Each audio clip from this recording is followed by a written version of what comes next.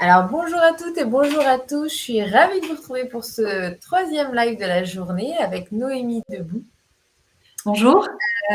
Alors on va vous laisser quelques petits instants pour arriver. Ce que je vais vous proposer, c'est quand vous arrivez, de vous présenter dans le chat, me dire qui vous êtes et où vous êtes peut-être à travers le monde. Et puis surtout, n'hésitez pas à nous poser vos questions au fur et à mesure de notre échange avec Noémie pour voilà, réagir, voir si ça vous parle, si vous avez des questions par rapport à ce qu'elle vous partage aussi de son parcours. L'idée, c'est aussi d'interagir ensemble. Noémie, ce que je te propose déjà, c'est de nous en dire un peu plus sur toi, puis de voilà, nous donner comment tu as envie de te présenter. Mhm. Peut-être pas uniquement professionnellement, parce que finalement, on va aborder beaucoup ce sujet-là pendant le live, mais Ouais. voilà, qu'est-ce que tu as envie de nous dire de toi pour qu'on te connaisse un peu plus vraiment par rapport à qui tu es? Ok. Moi, j'habite à Marseille. Je m'appelle Noémie. Je suis maman d'un garçon qui a 9 ans déjà. Je réalise quand je le dis. Voilà, il est scolarisé à Marseille aussi. Que dire d'autre? Que j'ai été expatriée à Singapour pendant 6 années. Avant ça, j'étais aussi au Luxembourg. Quand je parle enfin, je suis française, mais quand je parle du Luxembourg, je me considérais pas vraiment comme expatriée puisque c'était proche de où je venais, du nord de la France. Donc voilà, c'était pas un énorme changement pour moi, contrairement à Singapour. Voilà, sur un plan personnel, moi j'adore la danse, que j'avais un petit peu arrêté là ces derniers mois, mais là que je reprends 3 fois par semaine. C'est vraiment ouais, ma bouée de secours, mon moment de souffle, mon moment créatif, voilà. C'est important dans l'équipe de ma vie. Voilà, j'ai 39 ans, je sais pas si ça intéresse. Et en même temps, quand tu dis le Luxembourg, j'avais pas l'impression d'être expatriée, Ouais, mais finalement, tu as commencé ta carrière dans un autre pays que ton ouais, pays d'origine, finalement, tout de suite, en ouais, tant c'est ça. qu'avocate. Ouais, c'est vrai que, en fait, jusqu'à présent, moi, j'avais 15 ans de ma carrière, en fait, je les ai passés à l'étranger puisque j'ai fait mes études de droit en France. Et tout de Mhm. suite après, en fait, j'ai passé le barreau, j'ai repris un petit peu des études au Luxembourg. J'ai passé le barreau là-bas et j'étais avocate, j'ai fait mon stage. Donc effectivement, là, quand je suis rentrée en France il y a 2 ans et demi, je découvrais le monde du travail français, en fait, avec Mhm. tous ses avantages et ses inconvénients. Et là, c'était un gros choc pour moi, un choc Ouais. culturel, en fait. Ouais. Et alors, qu'est-ce que ça veut dire pour toi, la notion de reconversion? Et puis, à quel moment de ta vie, justement, de professionnelle, tu as eu l'impression de te reconvertir ou pas? Justement, en fonction de justement les différents espaces, on va dire, géographiques où tu as vécu, entre Ouais. Luxembourg, Singapour. Au Luxembourg, en fait, pour moi, c'était plus la continuité de mes études, passer le barreau, faire un stage, apprendre le métier d'avocat. Donc, et puis j'étais jeune, donc je pense que je me laissais un petit peu porter par le mouvement. Voilà, il faut avoir un travail, c'est ce que mes parents m'ont dit. Je me conforme aux normes qu'on m'a dit. Voilà, je fais ce qu'il faut, j'ai un salaire, je peux m'installer, vivre enfin, louer un appartement, tout ça. C'est plus quand je suis arrivée à Singapour, où là, déjà, en fait, j'avais démissionné de mon précédent job au Luxembourg, pouvoir partir à Singapour donc sans travail. Et là, effectivement, j'ai dû un peu être créative parce que en tant qu'avocate, c'est pas si évident à Singapour comme c'est pas le même droit. C'était pas facile pour moi de retrouver un job en tant qu'avocate. Donc en fait, je me suis présentée plutôt comme juriste et j'ai plutôt cherché en tant que juriste en entreprise. Et il a fallu aussi du coup que je change de domaine parce que j'étais plutôt dans tout ce qui était droit du travail, droit civil, droit de la famille, tout ça. Et là, j'ai dû, enfin, même si j'avais fait du droit des affaires, mais là, j'ai dû apprendre, en fait, le droit des affaires Ouais. à Singapour et le droit anglais aussi. Donc, c'était un peu une reconversion, même si je m'en suis pas rendu compte, en fait. Ouais. Et en fait, quand tu me poses la question, que je m'en rends compte. Ouais. Mais effectivement, oui, du coup, j'ai dû beaucoup lire, là, apprendre. Et c'est vrai que c'est au bout de quand même 2 ans, je dirais, que je me suis sentie à l'aise en tant que juriste en droit des affaires. Tout ça, c'est Hmm. important, en fait. J'ai dû beaucoup lire. Qu'est-ce qui t'a permis de faire cette première reconversion, justement, tu vois, alors vis-à-vis de toi et puis vis-à-vis de l'employeur, enfin, dans ta recherche aussi, du coup? qu'est-ce qui t'a permis de faire ce switch ou même presque ce lien, tu vois, entre ce que tu avais fait qui, Mhm. finalement, quand tu nous l'expliques, bah, le seul lien qu'il y a entre tout ça, c'est que c'est du droit, quoi, mais le reste n'a rien, Ouais. juste rien à voir au final. Aussi bien dans le quotidien que dans le domaine, que voilà. Et ouais. Bah, en fait, je pense que déjà, j'ai beaucoup réfléchi avant de postuler, en fait, à comment j'allais me positionner, en fait, sur le marché à Singapour. J'ai essayé de comprendre, en fait, que, bah, effectivement, quand j'allais dans des événements de networking, il fallait vraiment être clair dans son message pour trouver un Ouais. travail. Donc, du coup, j'ai réfléchi déjà en amont, voilà, qu'est-ce que j'allais dire, parce que ça pouvait pas partir dans tous les sens. Et j'avais compris que quand je devais me présenter, il fallait que les gens retiennent des mots-clés pour faire des liens, s'ils rencontraient d'autres personnes, pour dire ah mais justement je connais une juriste.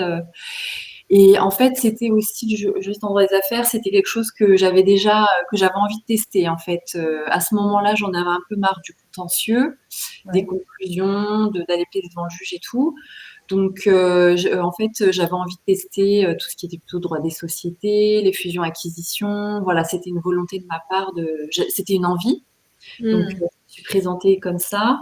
Et du coup, ça a fonctionné parce que je suis allée dans un apéro et en fait, j'ai rencontré un ingénieur qui travaillait dans la société qui m'a recrutée plus tard et qui a dit, bah tiens, justement, on cherche une juriste en ce moment. Et il a donné ma carte de visite au, au manager là-bas qui m'avait Ouais. contactée en fait. Donc voilà, ça s'est fait comme ça. Et après, oui, effectivement, à l'entretien et tout, ils m'ont posé la question, mais on a vu que bah, t'étais plus, parce qu'ils avaient regardé le cabinet d'où je venais, tout ça, donc c'est plus en contentieux. Donc il a fallu se vendre, les rassurer, tout ça. Donc au début, j'ai beaucoup travaillé. Les 6 premiers mois, j'ai beaucoup travaillé en fait pour rattraper un peu ben, la nouveauté, enfin m'adapter à la nouveauté. Hmm. Ok.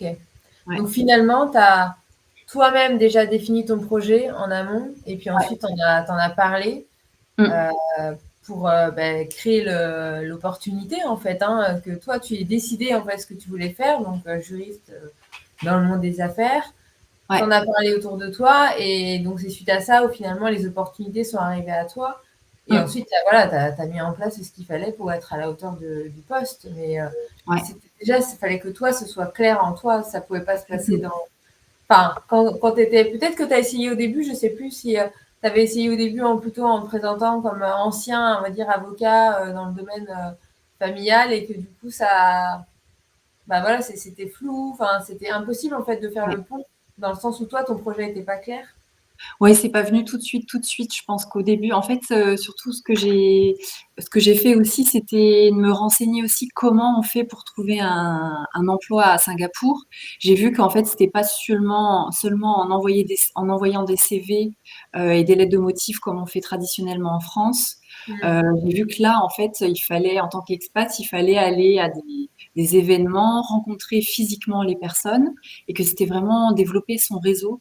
Ouais. Du coup, c'est en faisant ça, à force d'aller à des apéros comme ça, où moi c'était la première fois de ma vie hein, que je faisais ça. Je me Ouais. souviens que le premier, quand je suis arrivée, après 3 jours de mon arrivée, je crois que je suis allée à un événement.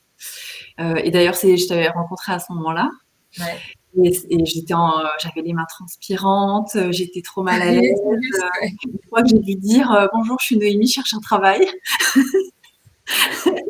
C'est ça. Les premiers apprentissages qu'on vit chacun. C'est Ouais, ça, c'est ouais, le début, hein.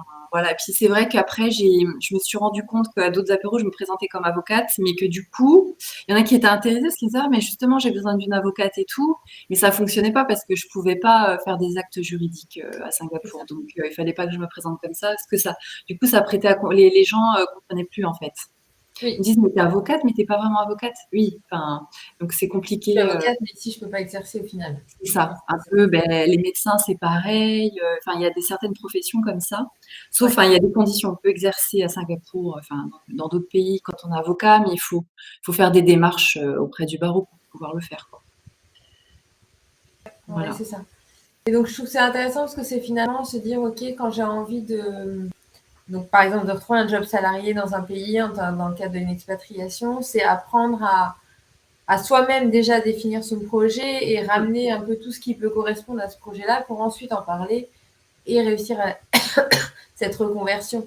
Ouais, et pas attendre, comme on le fait parfois, tu vois, sans faire exprès, mais d'attendre de l'autre qu'il lise en nous nos potentiels, nos mmh, capacités. Tiens, peut-être que vu qu'il a fait ça pourrait matcher avec mon poste. Ben, non, ouais. d'être plus dans cette force de proposition, en fait, d'avoir un projet bien construit et qui soit facile à adapter ensuite dans les entreprises ou dans les associations, enfin, peu importe le projet, quoi. Ouais, ouais, c'est ça. Je pense que ouais, ça, il faut que ça vienne de nous parce que si on attend la personne qui nous repère, bon, ça peut arriver, hein, je pense, mais c'est risqué quand même. Oui, ça Ça va peut prendre mettre du plus temps. de temps aussi, ouais. Ouais. Oui, c'est Mm. là que aussi j'avais pas forcément, enfin, je voulais vraiment retravailler rapidement, donc j'avais pas Mm. beaucoup de temps devant moi, quoi. Et comment tu as vécu ce passage justement d'avocate au Luxembourg à juriste à Singapour?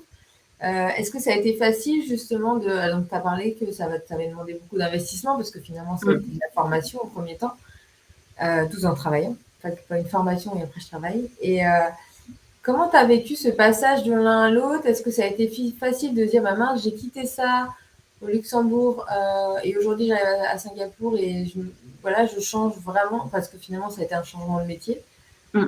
Je change de métier. Enfin, comment tu l'as vécu et en quoi tu vois l'expatriation a été peut-être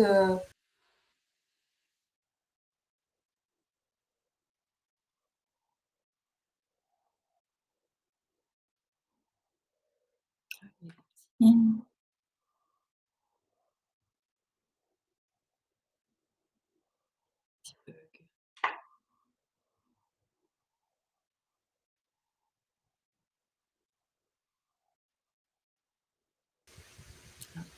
Ah, c'est je bon. suis de retour. Tu Ouais, m'entends? des fois il y a des petites coupures, je pense. Ouais. Je ne sais pas ce que tu m'as entendu. Je disais, Heu, oui, en quoi l'expatriation a pu être booster, tu vois, dans cette reconversion que tu as vécue.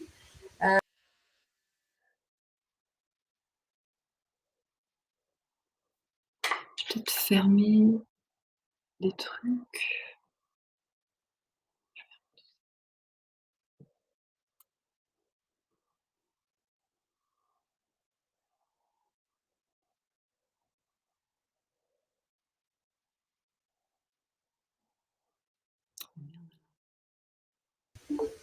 Mmh. Alors, est-ce que la connexion a décidé de s'installer? Oui, c'est bon. Ouais. Je disais donc, je reprends, en quoi l'expatriation a été booster peut-être dans cette première reconversion que tu as vécue et en même temps, en quoi ça a pu être un vrai challenge et amener voilà, peut-être des obstacles ou des choses, des freins en tout cas à dépasser pour toi. Ouais. Heu, c'est large. Je pense que oui, c'était un challenge parce qu'il fallait que déjà je comprenne comment une entreprise fonctionne. Enfin, c'était totalement un Oui, domaine différent. Il y avait un domaine à ce niveau, enfin un changement, gros changement à ce niveau-là. Aussi, au niveau culturel, du coup, c'était pas du tout la même mentalité. Je travaillais beaucoup avec des Chinoises. J'ai dû apprendre à comprendre comment ouais, elles fonctionnaient. C'était quand même un gros chamboulement. c'est moi. Euh, Après, en même temps, le fait ouais, d'apprendre des nouvelles choses et tout, pour moi, c'était hyper boostant. Enfin, j'ai bien aimé le fait que ça soit nouveau, que j'apprenne des nouvelles choses. Après aussi, le fait de passer avocat à juriste, c'est vrai qu'il y a, je sais pas, il y a une place qui est différente. Ouais, Euh, c'est pas mieux, pas moins bien, je sais pas comment expliquer, mais c'est différent. Donc il fallait oui, aussi que je m'adapte à ça. cette Et aussi, posture, ouais. d'habitude, j'avais l'habitude d'être actrice auprès des clients. Et là, en fait, j'avais un manager au-dessus de moi. Et du coup, c'était plus lui qui me demandait des trucs. Je sais pas, Mm. c'était une position, une posture différente. Et des Oui, fois, j'avais tendance à vouloir aussi, en tant qu'avocat, ben, traiter tout de A à Z. Sauf que là, en entreprise, c'était pas. Il y avait d'autres personnes qui travaillaient avec moi. Et ça, j'avais pas l'habitude. ouais, c'est vrai. Ouais, c'était plutôt au niveau, voilà, les challenges, c'était au niveau métier, au niveau culturel. Après, bon, à Singapour, ça va parce que au niveau, je sais pas, environnement, quand même, c'est très, enfin, c'est différent de la France, mais ça reste quand même, c'est pas comme si j'avais été en Thaïlande ou au Cambodge, je pense que ça aurait été bien plus compliqué. Là, ça restait assez, enfin, une Mmh. expatriation assez simple. Ouais.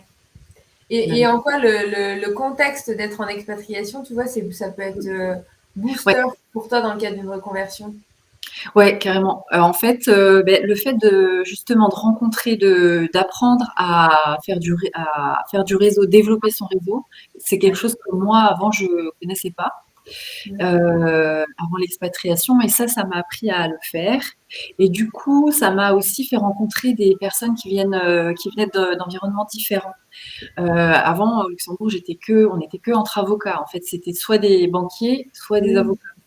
Donc, bah, il y avait quand même d'autres métiers, mais on restait Ça se beaucoup entre mélangeait pas eux. beaucoup, en fait, c'est ça? Ouais. Ouais, c'est ça. Et du coup, j'ai rencontré bah, des personnes comme toi, par exemple. Enfin, j'ai rencontré plein de gens dans le marketing, plein d'autres métiers. Et du Mmh. coup, c'est vrai que, et j'ai vu qu'il y avait plein de femmes aussi qui se reconvertissaient, tout ça. Et donc, ça m'a, au petit à petit, en fait, au fur et à mesure des années, l'expatriation, ça m'a, en fait, comme si s'il y avait une graine qui avait germé, du fait de me dire, tiens, j'aimerais bien changer ou me mettre à mon compte ou avoir un projet à moi, je sais pas l'expliquer. J'ai l'impression que c'était inconscient au fur et à mesure, et au fur et à mesure, c'est devenu conscient. Oui.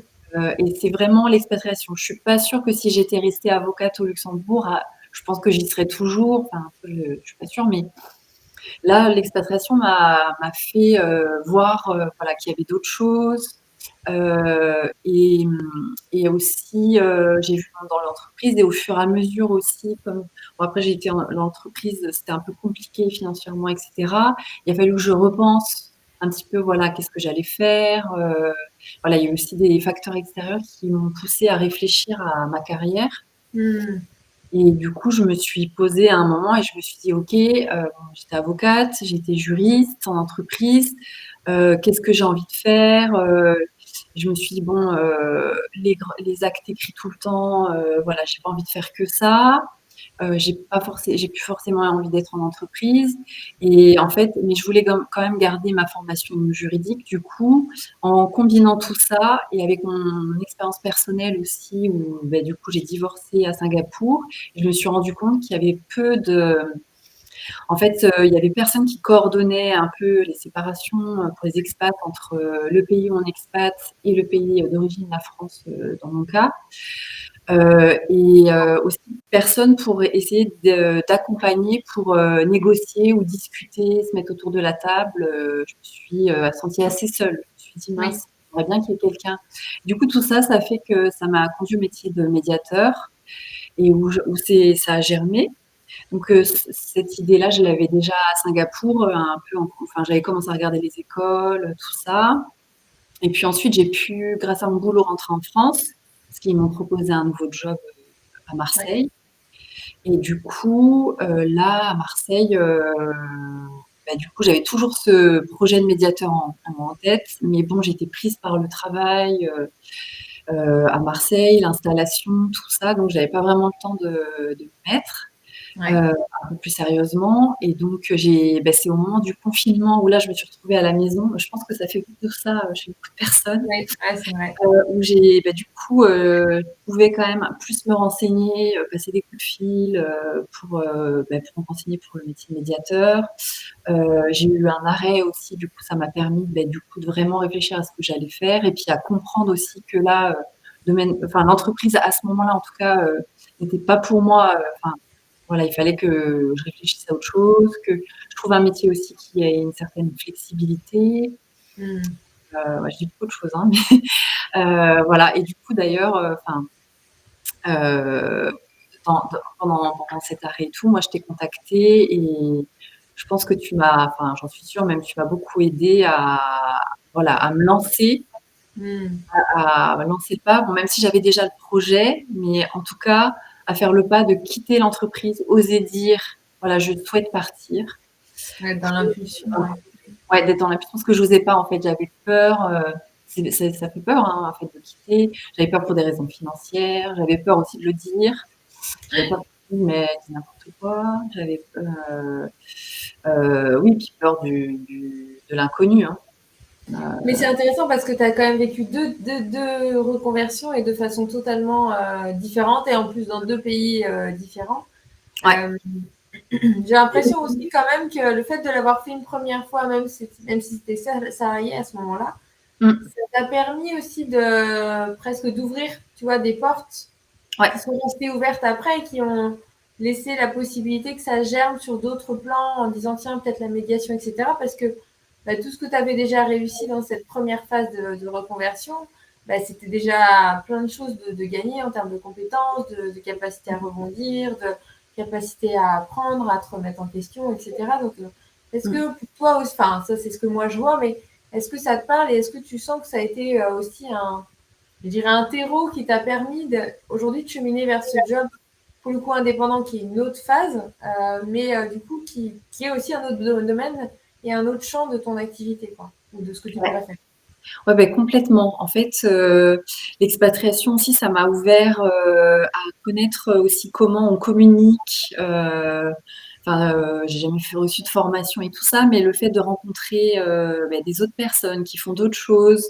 On est obligé aussi quand on est expat, du coup, d'utiliser beaucoup les réseaux sociaux. Avant, au Luxembourg, j'utilisais pas trop moi les réseaux sociaux. J'avais pas trop besoin. J'avais ma famille pas loin. Et Ouais. du coup, là, ça m'a amené vraiment à être connectée sur les réseaux. Et ça m'aide aujourd'hui, en fait. Ça m'aide. Mhm. Ouais, il y a pas mal de choses, en fait. Le réseau, les réseaux sociaux. euh, oui, aussi faciliter la rencontre avec les gens aussi. Ça m'a Oui. aidé, l'expatriation. Parce que quand on est loin, ben, on est obligé du coup de rencontrer des nouvelles personnes. Et avant, j'aurais jamais osé aller à un événement toute seule où je connais personne et aller parler aux gens. Et maintenant, j'y arrive. Et là, je continue à Marseille. D'ailleurs, j'en ai fait un récemment et j'avais pas peur. Enfin, vraiment, ça, au niveau de la confiance en soi, quand même, ou au niveau de, voilà, de développer, voilà, sa capacité à parler Mhm. à d'autres personnes et tout, à sortir de sa zone de confort, ça booste. Ça, c'est vrai qu'on le retrouve, on en a parlé plusieurs fois depuis le début de la semaine Ouais, avec les différentes personnes, de dire, en fait, déjà de déployer ce réseau, d'apprendre à s'appuyer dessus, de créer des connexions, tu vois, entre les différents contacts, que ce soit dans le pays ou dans lequel on est au moment clé ou même après quand on part, et de garder cette connexion et d'alimenter ce réseau, c'est quand même un point important et un point même fort quand on veut se reconvertir aussi, du coup, pour pouvoir rebondir et que les gens continuent à nous suivre en fait sur notre chemin et voilà, puissent penser à nous ensuite d'une façon ou d'une autre quand on a besoin, ou même eux dans leur discussion de dire tiens, il y a un tel qui fait ça, ou tiens, il y a un tel qui fait ça, etc. Ça, je trouve que c'était un point important. Et puis aussi, le deuxième, c'était justement quand on rencontre des personnes, d'aller s'en inspirer, en fait, d'apprendre à, à venir puiser dans leur parcours, dans leurs réflexions, dans leurs questionnements, et de s'en nourrir soi-même aussi dans nos ouais. propres projets ou dans notre propre réflexion. Je sais pas si ça te parle, mais ça fait écho à ça dans ce que tu dis là. Ouais, ouais, complètement, ouais. Avec les gens que j'ai rencontrés à Singapour, ça m'a inspirée. Mm. Ben moi, je t'ai vu te reconvertir, j'ai vu d'autres filles se reconvertir. Ouais. Il y a aussi, ben, du coup, même à Singapour, en fait, on m'a donné des noms de podcasts d'entrepreneuses que j'ai écoutés. Enfin, tout ça, c'est vraiment des petits pas, en fait, qui conduisent vers l'entrepreneuriat. Après, c'est vrai que la reconversion, je la ressens plus là actuellement en me lançant à mon compte qu'en Ouais. tant que salarié. D'accord. Ouais, je me sens moins. Là, je ressens plus le fait que tout doit venir de moi. Tout, Parce que tout. du coup, tu es passée indépendante. Ouais, parce que je suis passée indépendante. C'est quand même complètement différent, je trouve. Oui. Oui, oui, Ouais, oui, c'est pas le même type de reconversion, effectivement, que si on ouais. intègre une entreprise en tant que salarié par rapport à ça, effectivement. Mm. Et comment le retour d'expatriation, euh, enfin, comment tu l'as vécu et comment ça a influencé aussi ta reconversion derrière? Ouais. Bah, en tout cas, au niveau retour dans mon pays avec la culture et tout ça, ça s'est bien passé parce que j'étais vraiment contente de retrouver, le côté européen, le côté français avec, tout le côté, culturel, alimentaire, tout ça, c'était bien pour moi, même au niveau de l'esthétique, je sais pas, il y avait des choses que j'avais besoin de retrouver. C'était un vrai plaisir. Après, dans le monde de l'entreprise, dans le monde du travail, pour moi, ça a été plus dur, parce qu'en ayant travaillé au Luxembourg et à Singapour, les mentalités sont différentes. Le fonctionnement est différent. J'ai trouvé que ça prenait plus de temps en France, enfin, en tout cas pour moi, pour mon expérience, de m'intégrer, j'avais l'impression qu'il n'y avait pas beaucoup de flexibilité, qu'on est un peu dans une case et que c'est difficile de sortir de cette case. Pour moi, ça a été plus dur. C'est pour ça que j'ai voulu me lancer comme entrepreneuse, parce que je me suis dit, j'avais pas l'impression que le monde de l'entreprise, là, en France, me correspondait, quoi. Ouais. Ouais. C'est intéressant, c'est Domitilla qui parlait. Alors, elle parlait pas du monde de l'entreprise, mais elle parlait du monde scolaire, enfin, des écoles en fait, où elle expliquait que quand un enfant passait du monde anglo-saxon à un monde français en termes de pédagogie ou d'école, ça pouvait être difficile et c'était pas qu'une histoire de langage, mais c'était aussi le rapport au directeur qui avait une notion de hiérarchie qu'il n'y a pas dans le monde anglo-saxon où en fait on vient presque taper dans la main du directeur alors qu'en France on est plutôt dans quelque chose d'assez droit, c'est la personne presque qu'on va voir quand il y a punition, etc. ou sanction. Et qu'il y avait tout cet environnement-là qui était différent. Et ce que tu dis là, ça fait écho à ça aussi, comme si ça se calquait au niveau de l'entreprise et des relations qu'il pouvait y avoir entre collègues, managers, hiérarchie, etc.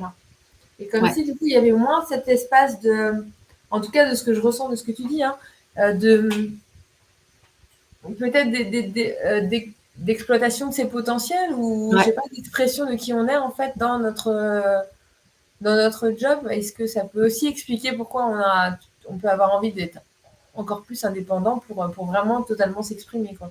Ouais, c'est ça. Moi, c'est ce que j'ai ressenti. J'avais pas l'impression que mon potentiel ou que mon expérience passée était utilisée entre guillemets.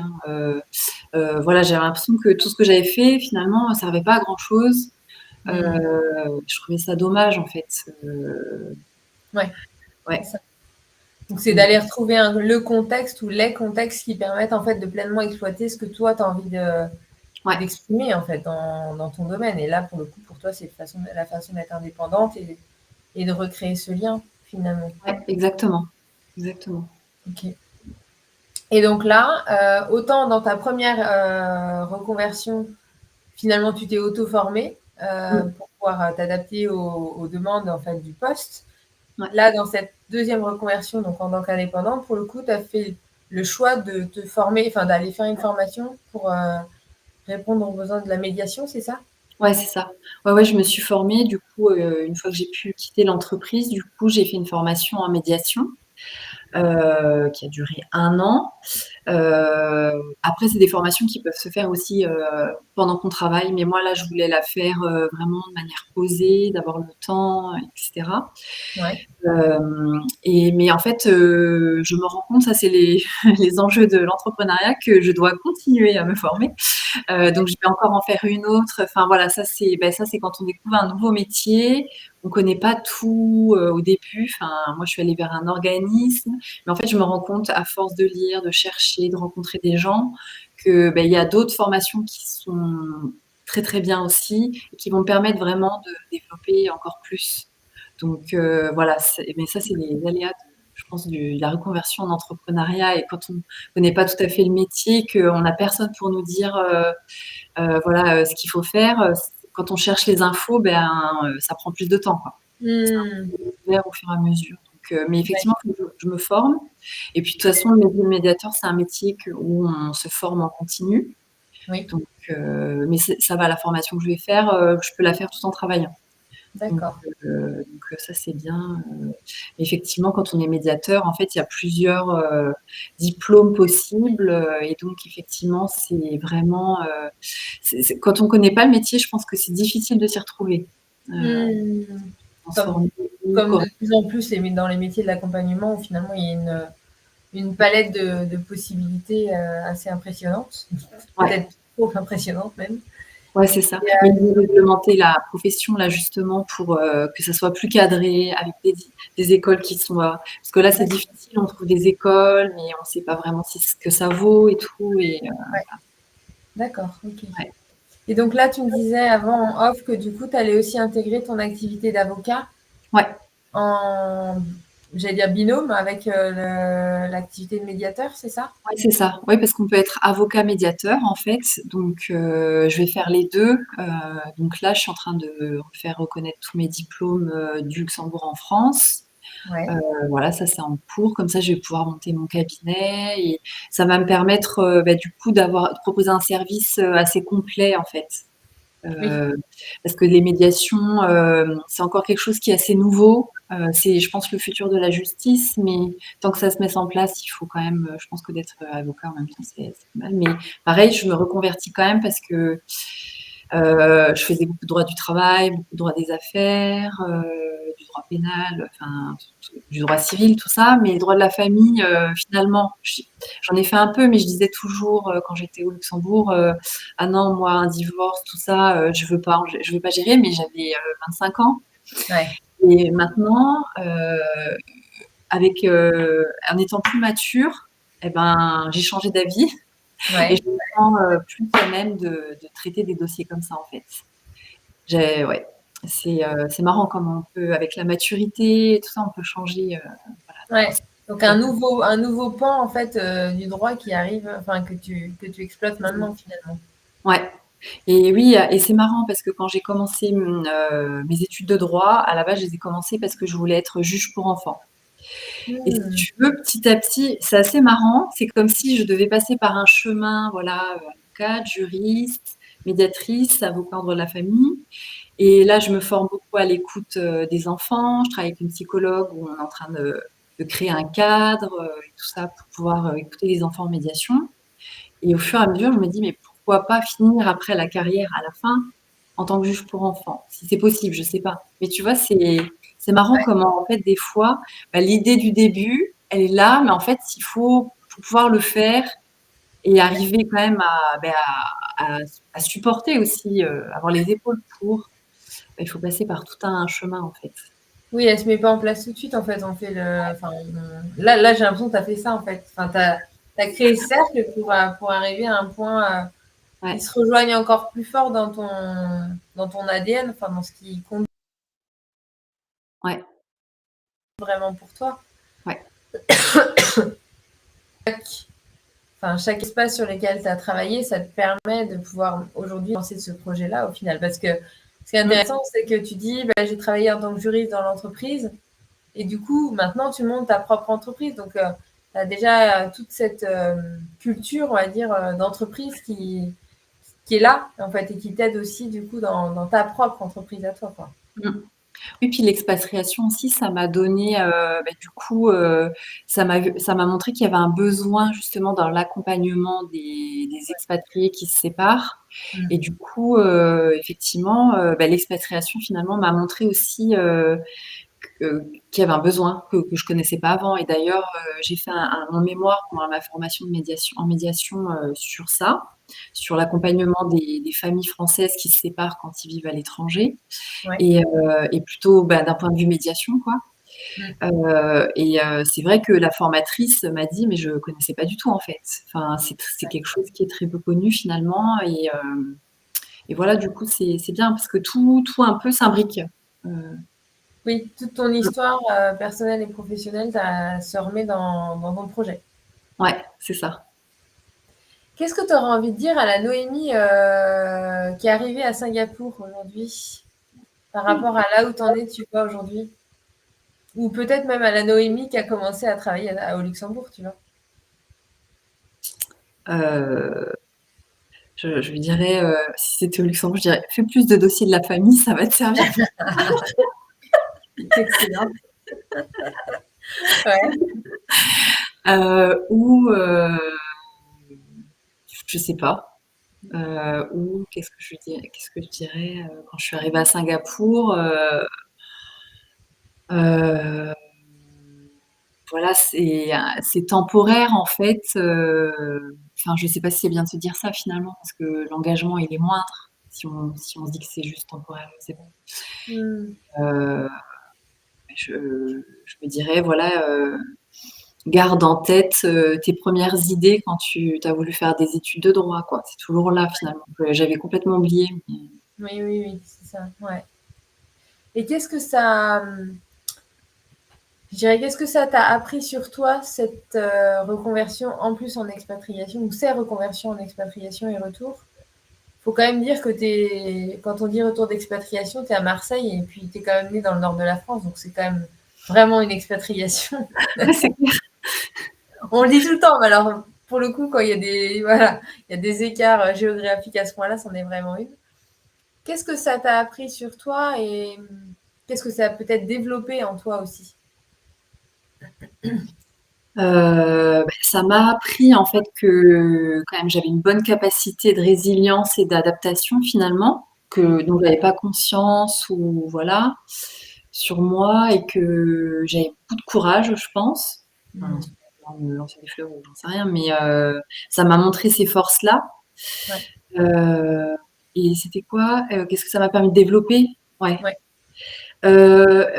D'aller chercher de l'aide, dans le sens, de l'aide, de voilà, de me faire accompagner, par toi, par exemple, d'écouter aussi les conseils. Avant, je faisais pas du tout ça. Heu, on me disait un truc, j'écoutais pas du tout.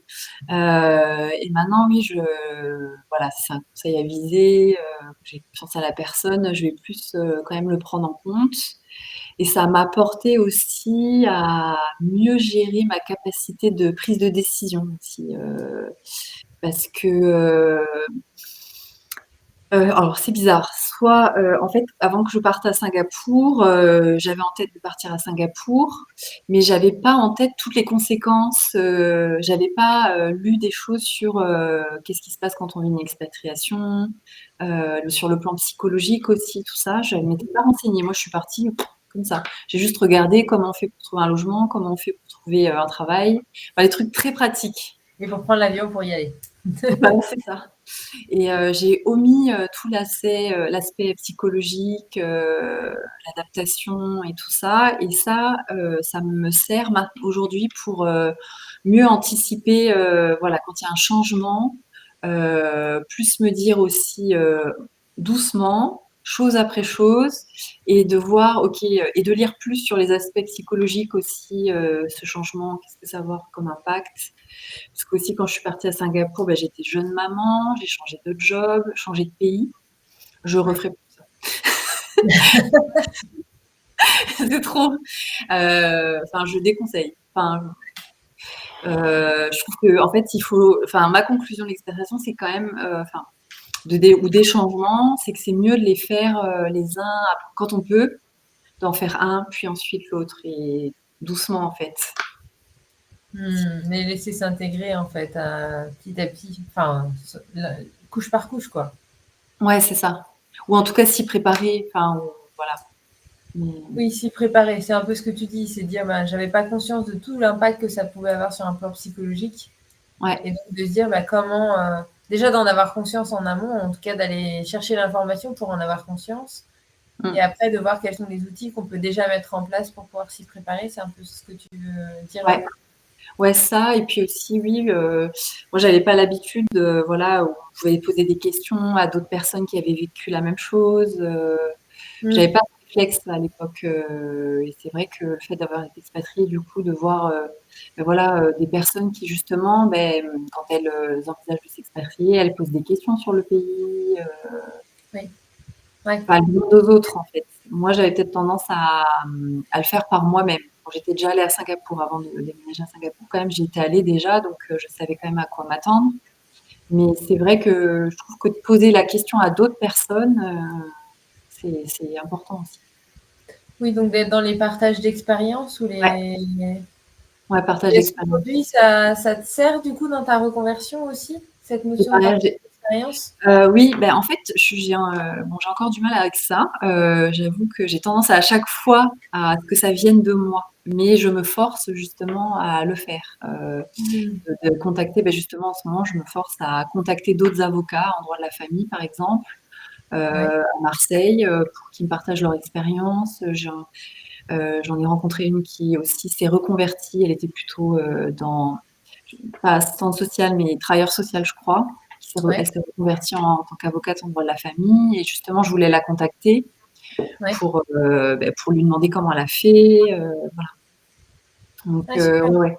Ouais, ouais, ça c'est moi je trouve que c'est important parce que même dans mon métier de médiation, finalement, je me suis rendu compte que j'ai pas contacté assez de médiateurs, par exemple, Mmh. avant de me Ouais, lancer, j'ai lu d'accord. des articles, j'ai lu plein de trucs, mais je Ah, pense que ça c'est intéressant ce que tu dis, parce que je trouve que ça revient souvent l'idée. Alors, je pense que l'expatriation peut-être nous laisse pas le choix en fait par nature parce que faut qu'on se dépatouille quoi. Donc, ben, on va rencontrer les gens, etc. Puis il y a un aspect peut-être encore plus communautaire qu'on peut retrouver.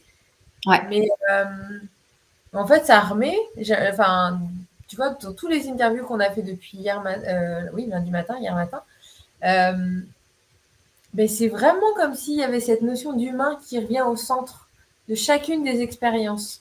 Mmh. Euh, euh, D'humain, je dirais presque de solidarité, de soutien et d'aller, alors de se mettre en mouvement aussi, clairement. C'est de pas, c'est de oser, c'est de sortir de sa zone de confort, c'est de questionner, c'est la notion d'humilité aussi qui est hyper forte à chaque fois de voilà, je suis en mode apprenant, donc bah, quelle est ton expérience, comment je peux m'en inspirer, qu'est-ce que je peux comprendre, etc. Et grâce à toutes ces rencontres, en fait, de faire son propre chemin, de faire ses propres choix et de construire son projet ou de construire sa reconversion, quoi. Finalement, mais Mmh. l'humain est comme une force très présente dans beaucoup d'expériences. Ouais, ouais. D'ailleurs, je le vois et c'est vrai que, par exemple, tous les réseaux que j'ai faits à Singapour, effectivement, je pense qu'elles m'ont beaucoup inspirée et d'ailleurs, là, en tant qu'entrepreneur, je vois que moi, je reprends de l'énergie justement quand je participe à des événements, comme, par exemple, une réunion avec, les filles de Bouge ta boîte ou un événement d'entrepreneurs ou des choses comme ça. Parce que quand on est entrepreneur aussi, au début, le temps qu'on se constitue tout ça, on peut être beaucoup seul, je trouve. Mm. Ça, faut en avoir conscience parce que c'est quand même assez réel. Et moi, je sais que dès que je sors, que je vois du monde et tout ça, ça me rebooste, hein. Ça me Mm. donne de l'énergie, je trouve. Ouais. Ouais, ouais, puis ça décuple les idées. Enfin, Ouais, ouais. c'est ce qu'on dit souvent, mais 1 + 1 égale 3, quoi, égale pas 2, en fait, tout Mmh. simplement. Donc, ça donne. Et puis, il y a cette notion aussi, et qui pour moi est forte aussi dans l'expérience de l'expatriation et du retour, c'est que ça vient ouvrir des portes auxquelles on n'aurait jamais pensé, en fait, des possibilités et une énergie possible aussi, euh, que peut-être on ressentait pas quand on n'avait pas vécu cette expérience-là, en tout cas. Ouais. Ouais, ouais, clairement. Qu'est-ce que tu auras envie de partager à une personne que tu rencontrerais qui te dit bah moi voilà, je suis un peu perdue ou en tout cas je me questionne sur ma reconversion, j'arrive en expatriation ou même de retour. Je sais pas trop par quoi commencer. Ce serait quoi tes trois pépites, tu vois, ou tes trois conseils par rapport à ça, par exemple? Ça serait, déjà, ouais. Après ça dépend, est-ce que si la ah oui, ça dépend si la personne, elle a déjà un peu un projet, un métier précis ou pas, enfin, mais bon, s'il y a déjà une petite idée, ça serait quand même, pour moi, de se renseigner en fait, déjà sur, les formations qui existent, de contacter, d'appeler en fait, d'appeler Ouais, les écoles, vraiment demander, voilà tout ça, enfin, le contenu, combien de temps ça dure, enfin c'est déjà enfin pour moi ça a été le début et je trouve que c'est important parce que ça concrétise quand même, le nouveau métier. Éventuellement trouver un accompagnement, d'être accompagné en fait, parce que quand même se reconvertir, enfin ouais. ça demande de se poser les bonnes questions et du coup d'avoir quelqu'un qui vient un peu nous challenger ou qui nous pose des questions: «Est-ce que tu as pensé à ça? Est-ce que tu as pensé à ça?» Ouais, de pouvoir en discuter. Heu ça et, euh, et d'en parler autour de soi en fait. Parce que souvent les Confronter, personnes... entre guillemets. Comment? Presque le confronter dans le Ouais. sens l'échanger, quoi. Ouais, ouais, ouais, parce que c'est vrai que en général, quand même, notre entourage, en général, ils soutiennent. Bon, ça dépend. C'est pas toujours le cas. Des fois, ils ont peur aussi pour nous, donc ils vont Ouais, nous communiquer leur peur comme ça. Mais bon, souvent, il y a certaines personnes dans notre entourage, en tout cas, on peut en trouver, qui vont nous dire aussi, voilà, je pense que tu te plantes complètement, ou mon ouais, avis, ce projet, il est bien. Enfin, et je ouais. sais que mon projet, dans mon entourage, tout le monde le soutient. Pourtant, je leur dis clairement, bah, c'est pas facile, machin, machin. Personne n'a peur, même mes parents. Alors ça, je suis étonnée, mais Et oui, et du coup, il y a du ouais, soutien. partager quand Ouais, même, parce que même les personnes peuvent avoir des idées. Et je le vois moi-même dans ma famille, finalement, c'est des personnes de ma famille qui m'ont envoyé des clients, par exemple. Je m'y attendais pas du tout. Enfin, éloignés par alliance, tout ça, qui ont vu sur les réseaux, sur LinkedIn, ce que je faisais, et du coup, ils m'ont ouais. envoyé des clients, quoi. Donc, Ah, super. du coup, en parlant, ça marche. Ouais, ouais, ouais. C'est vrai qu'il y a le côté avoir bien défini son projet. C'est vrai, ça, on en a parlé un peu hier aussi. De dire Mm. bah, déjà de savoir bien exactement, enfin d'aller à la recherche de ce projet s'il n'est pas clair. Et c'est ce que tu as fait Ouais, toi en fait en étant à Singapour. C'est ça qui est intéressant, c'est que finalement, tout en étant en expatriation, mine de rien, tu avais déjà préparé en fait ton projet en recherchant, en te questionnant sur ce que tu avais envie de faire, etc. mm. Et puis ensuite, l'image que j'ai dans ce que tu as partagé, c'est comme si on avait un grand point d'interrogation au-dessus de la tête, quoi. Et puis que on allait, chaque personne qu'on allait rencontrer, ou qu'on choisissait de rencontrer, en tout cas, c'était de questionner au maximum, un maximum, maximum, pour en fait venir enrichir son propre projet et le chemin qu'on a envie d'emprunter, enfin, pour sentir un peu les choses. C'est ce que Ouais. disait aussi Caroline qu'on a eu en live tout à l'heure, qui disait, bah, il y a qui on est, notre projet, et puis bah, les besoins qu'il peut y avoir en face, et donc de réussir à faire cette rencontre-là entre les deux et ce mariage-là entre les deux pour voir, bah, il y a ce que moi j'ai envie de faire, mais comment ça peut matcher le mieux avec Mm. ce dont les gens ont besoin. Ouais. Et puis, ouais, vas-y. Juste ce que je note, c'est que en expatriation, je trouve que c'est plus facile d'avoir des partages comme ça, d'avoir des cafés avec les gens pour partager. En France, c'est moins facile, je Mm. trouve. Les gens sont dans leur truc, c'est moins dans la mentalité en fait. Oui, Ouais, je me suis pris plusieurs râteaux, pas de café possible ou un appel, mais finalement qui est pas, j'ai pas appris grand-chose. Enfin, bon après, c'est tout, on peut pas attendre des gens qui partagent plein de trucs, mais oui, c'est ouais. moins, je sais pas, Les gens j'ai sont moins disponibles, tu veux dire, ou moins dans cette moins dans dynamique-là? cette optique. Ouais, moins dans cette dynamique, D'accord. Ok. je trouve. Alors que moi, j'ai pas le même, tu vois, j'ai pas le même regard. Bah, alors Oui. moi, je suis sur Nantes, mais c'est vrai que j'ai l'impression que les gens ont le café facile, entre guillemets. Euh, Ouais. mais voilà, ça dépend peut-être aussi des secteurs d'activité ou voilà, ou des profils aussi de personnes. Et puis, euh, et puis des agendas, Ouais, je pense forcément. que c'est les agendas surtout. C'est C'est, de réussir à combiner les agendas de tout le monde aussi qui est pas forcément évident. Et je pense qu'aussi, comme tu le dis, la culture, elle n'est pas nécessairement là-dedans. Donc ça demande peut-être un effort supplémentaire, ce qui sera moins le cas, par exemple, dans les pays anglo-saxons où je ouais. pense que le café est la pratique naturelle de se rencontrer et de créer du réseau et de rencontrer les Mm. personnes. Oui, je me Ouais. souviens à Singapour, moi dans mon entreprise, je voyais plein de salariés des fois qui sortaient de l'entreprise pour aller boire un café avec quelqu'un, mais c'était normal. Ici, on ne verrait pas faire ça. Enfin, moi, si j'avais fait ça à Marseille, ils m'auraient regardé bizarrement. Ouais, tout à fait. Mais moi, j'ai des souvenirs où quand j'étais dans ma recherche de poste, où j'avais contacté des gens qui étaient salariés dans des entreprises et je prenais des cafés. Ils sortaient de leur entreprise, ils allaient prendre un café. Donc, je pense que c'est ça quand on dit l'agenda, c'est parce que juste que c'est pas culturel. Donc, pour le caser dans l'agenda, c'est peut-être moins évident, Ouais, effectivement. ouais. Ouais, tout à fait. Puis, il y a moins cette dynamique de réseau naturel quand même. Mm. On a Euh, vraiment besoin. En fait, si on est resté aussi dans notre ville, on connaît déjà tout le monde, enfin beaucoup de monde en tout cas, tout le monde, mais je pense qu'on a moins besoin du coup de connaître des nouvelles personnes. Je C'est ce que sais je pas si pense. c'est qu'on a moins besoin ou si c'est que c'est moins habituel en France, tu vois, Ouais, d'être dans cette dynamique de réseau. Tu vas le faire plutôt dans ton entreprise ou si tu as un poste qui demande d'aller à des réunions, etc., ça va se faire dans ce cadre-là, mais moins de façon automatique en tant qu'individu. Alors que mm, dans les pays anglo-saxons, il y a vraiment cette énergie du réseau. En tant qu'individu, je crée mon réseau et ensuite, comment dire, comme si chacun était responsable de son propre projet professionnel, peu importe la posture dans mm. laquelle il est, qu'il soit salarié ou entrepreneur. En France, ça se fait plutôt en tant qu'entrepreneur, mais quand tu es salarié, il y a beaucoup de salariés en fait qui ne comprennent pas l'idée du réseau. Ouais.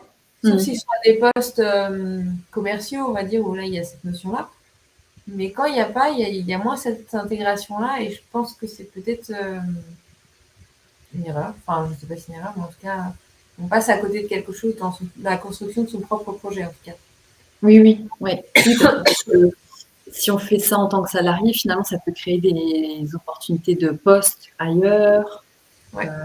Voilà, ça peut permettre de changer plus facilement, quoi. Ouais, dans cette posture de créateur de son propre projet, en Mm. fait, peu importe le type de job dans lequel on est. Ouais. On est beaucoup moins naturellement là-dedans, en fait, effectivement.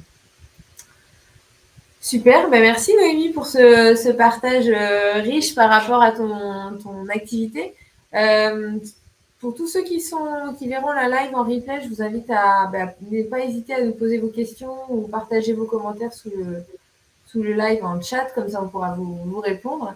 Et puis, Noémie, ce que je t'inviterais, c'est de partager peut-être le lien aussi de ton site, comme ça les gens pourront aller voir plus en détail ce que tu proposes, qui tu es et ce que tu fais. Ouais. Et puis, moi, ce que je retiens de notre échange, c'est vraiment cette double reconversion dans des contextes et des formules vraiment totalement différentes. Et en même temps, j'ai vraiment ce sentiment que cette première reconversion a été une vraie valeur ajoutée pour te permettre de passer à Mm. une autre étape de reconversion qu'on pourrait peut-être considérer plus confortable parce qu'on est dans le cas d'un retour et en même temps qui n'est pas si Non, évident que ça au final. non, c'est pas si évident, non. Mais bon, c'est chouette. Ouais, Ouais. super. Eh bien, écoute, merci. Et puis, belle journée à toi D'accord. et bonne journée à tous et à bientôt. Ouais. À demain, 9h30 pour le prochain live. Bonne Bye. continuation. Salut.